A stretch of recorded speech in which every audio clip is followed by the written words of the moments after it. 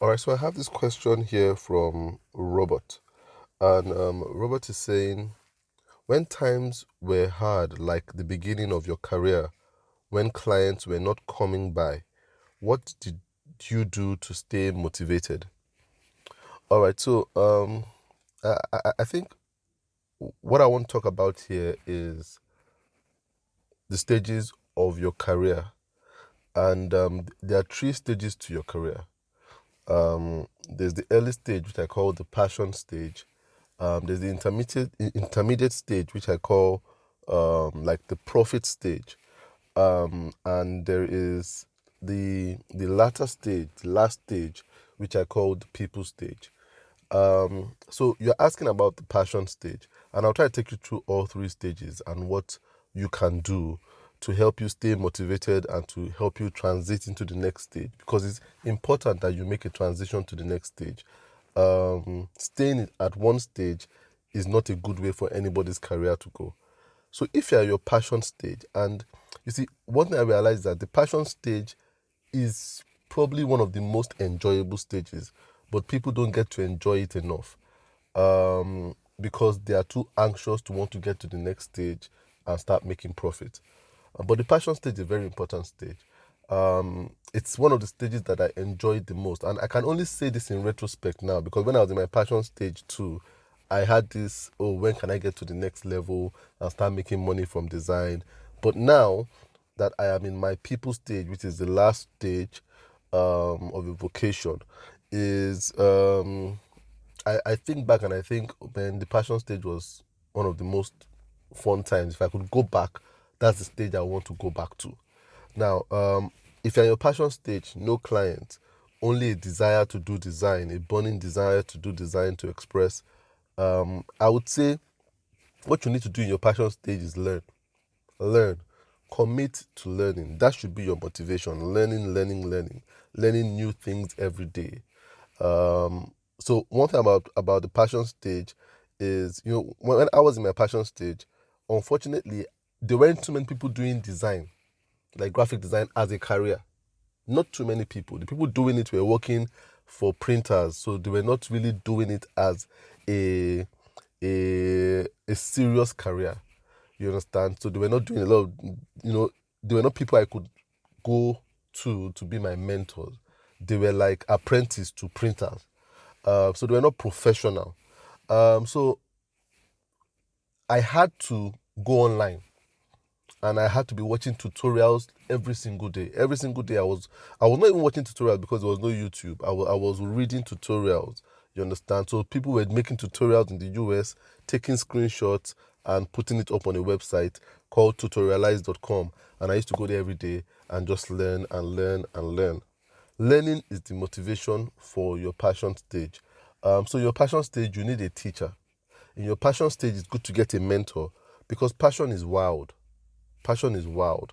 And what passion needs is guidance. You understand? Passion needs guidance. It needs to be put on a path, or else it will be everywhere.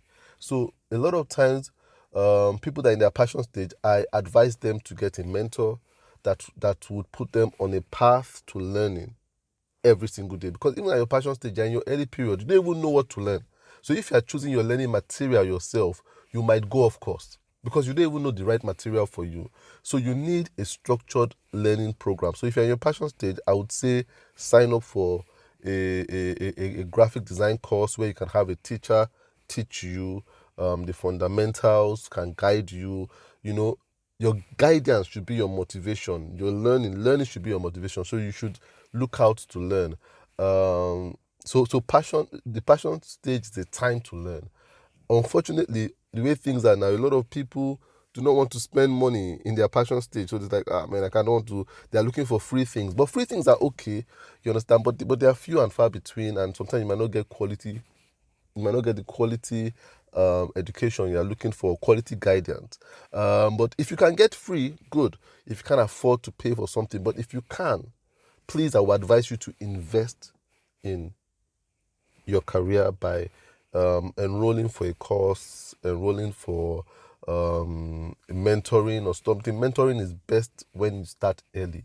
One thing I have realized as a mentor is a lot of people start mentoring in the intermediate stage. By that time, it's already kind of getting late because there are already deeply rooted habits and mindsets that they have. So it's very, very hard. You understand? It becomes very hard. But the people I enjoy mentoring the most are people that start very early.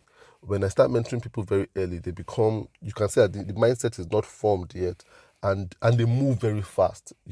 I see progress very fast in people that I mentor from the very early stage. So look for a mentor, look for a learning environment where you can learn. Look for good associations where you guys talk about learning new things you can do with software, with apps and stuff like that. That is what you need in your passion stage. The next stage is your profit stage. And I would say this. I would say this, and this might just be my opinion, but I think this is probably one of the most stressful stages in anybody's career, this intermediate profit stage.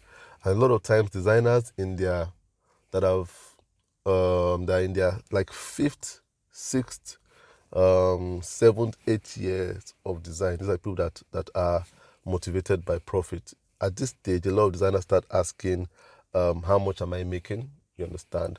A lot of designers start asking, how much progress am I making in my career? How much money am I making?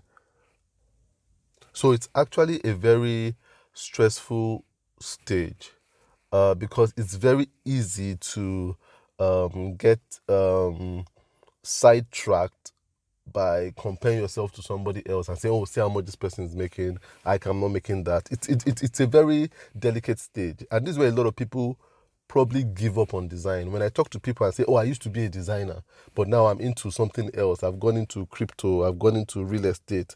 It's because a lot of them at that profit stage got discouraged. So it's very easy to get discouraged in that profit stage.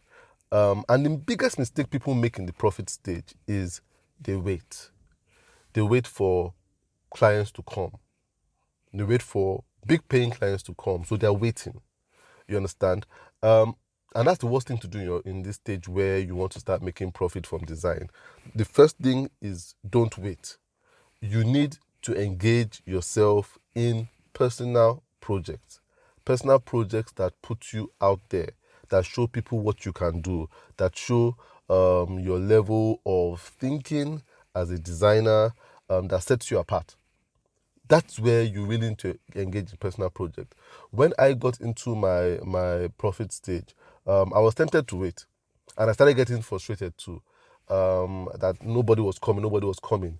But then I had a group of friends, which I will talk about too, who told me, who were always engaging me in work. They were like, let's just work on this thing. Let's just work on this thing. And we're doing personal projects. So I started creating logos for fictional companies that didn't exist. And I used to create a logo every single day, every single week. I was creating at least 6 logos a week. So in a year, I'd created so many logos. And I was putting my heart into it like if they were actual clients. But it was the excitement from reviewing these logos with my friends that made it worthwhile in the long run.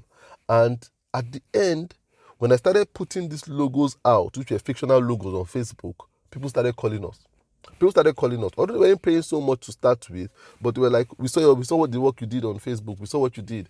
How much will it cost to work with you? So we're doing a lot of fictional work, but the clients didn't know that, and they were paying us they were employing us to do their own work. So the secret to your profit stage is projects. You need to do projects. Self-initiated projects would really help you to jumpstart commission projects. But a lot of designers don't do self-initiated projects. So they just wait for commission projects. And that's a very, very hard thing to do, because if you just wait for commission projects, then you are not in control anymore. You understand? You're not in control, so you're waiting on chance to happen. But if you do self-initiated projects and you propagate it, the likelihood is that someone will see it. The more you propagate it, the more people see it. And the one thing we must know, that people are always watching us. People are always watching us. So you must be putting something out there for people to watch. So the profit stage, do self-initiated projects, have good associations. It's easy to get discouraged if you are working in isolation. You understand? So if you don't have friends who are also in that profit stage that have the same mindset as you, as look, we need to do a project together. So you might do a project together with a fellow designer. You understand? It helps you to do a richer project. So if you're doing a fictional project, you work on the logo, he works on like a fictional mock-up of the app for whatever company you're working on. It looks more realistic. You understand? And then you can have someone call you. So in your profit stage, I would say do fictional projects, build relationships, build a network of people, meet people, go out and meet people, talk. It is not a time for you to be isolated. It's not a time for you to wait. It's not a time for self-pity. It is time to put yourself out there. It's a time to show what you can do. It's a time to experiment. So that's the secret to your profit stage. But I'll tell you, I know it's one of the hardest stages. It's one of the easiest stages to give up in. But your motivation should be projects. You understand? You should be project minded, and you should also seek interactions with people. You should seek interaction with people. Um, the third stage, which is the people stage, and this is when people get to their 10th year, 11th year, 12th year, and above. Your motivation is people, and this is where you begin to track back from actual client projects, and you all get there. You see, a lot of people think clients are like the ultimate, but a time will come when clients will begin to even, for lack of a better word, irritate you. You understand? Working with clients will begin to irritate you because you just realize that there is more you want to do for people. So you're not motivated by a client saying, I'm going to pay you this much. You are more motivated by the fact that you want to do more. You understand? You want to do more. You want to express yourself more clearly without the restrictions of a brief. So the secret to this people stage is to teach. The hardest thing about the people stage is that you are going to have to give up on your desire for money. And that's why some people stay in the profit stage for the rest of their life. But it's very hard. It's a very dangerous thing to do. If you are in your 10th year, your 12th year, you must be able to turn down some money so that you can be more, give yourself more to people and do things that you are more passionate about. At first, you will take a pay cut, but after a while, it will transform into an incredible pay rise for you. So when I started doing ProUp Masterclass, I'd got into my people stage because then I was like, I didn't want to be doing client work anymore. I wanted to make content to help other designers on their journey. But I always tell people when I started ProUp Masterclass, I would have to come back home after dropping my kids from school and come back home and set up my camera and record. And at that time, I would switch off my phone so that no client would call me. But then I used to miss client calls and turn down projects. Sometimes some clients say, can we meet at 10 o'clock? And I know I have to go back home to record ProUp Masterclass. And I'll say, no. Then they'll say, no. Then we have to look for someone else to do the job. And I will say, okay, no problem. I won't be available. Then getting back home, I have to question myself and say, Tola, you just lost this job to record this video that nobody's paying you for. So it was very, very hard turning down money. But I knew that ProUp Masterclass had more impact than doing a logo for a client. I knew that it was going to reach more people, but they were not paying. And this happened for months. So it was like a pay cut over a long period of time. But I will never forget, and I tell people this, the first time I made 1 million naira from a single project, it was someone that just saw me and said, I've been watching ProUp Masterclass and I like what you're talking about. I want you to come and train us.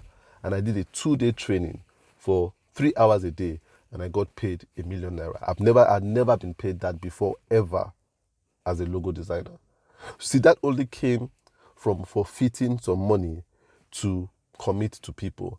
Now, I won't advise you to do that if you're in your passion stage or you're in your profit stage, but if you are 10 years and above, you need to start having the discipline, the self-control to say, it's not all about money. I want to leave a legacy. I want to teach. I want to pass on the knowledge I have to other people. And so the people become the focus, and then you can turn away from profit and commit to people. But it might seem like a loss, you understand? It might seem like a loss, but it won't be a loss for long, because after a while, you see, people are always attracted to people who love people. You understand? And in the end, those people that are attracted to you as a people person would come with rewards for you. So that would be my advice. Every single stage of your career, passion, get a mentor, be in a learning environment, profit in your people stage, have self-discipline. You understand? Read books that allow you to have that self-discipline. You understand? It's not a time to start reading how to build a multi-billion-dollar company. No, it's a time to start reading books that kind of say, how do you want to remember? How do you want to be remembered when you die? You understand? Things that put you in that mindset of, there is more for me to give than from what I want to receive from the world. I'm here to give something, and that will help you through that people stage too. So that would be my advice to you.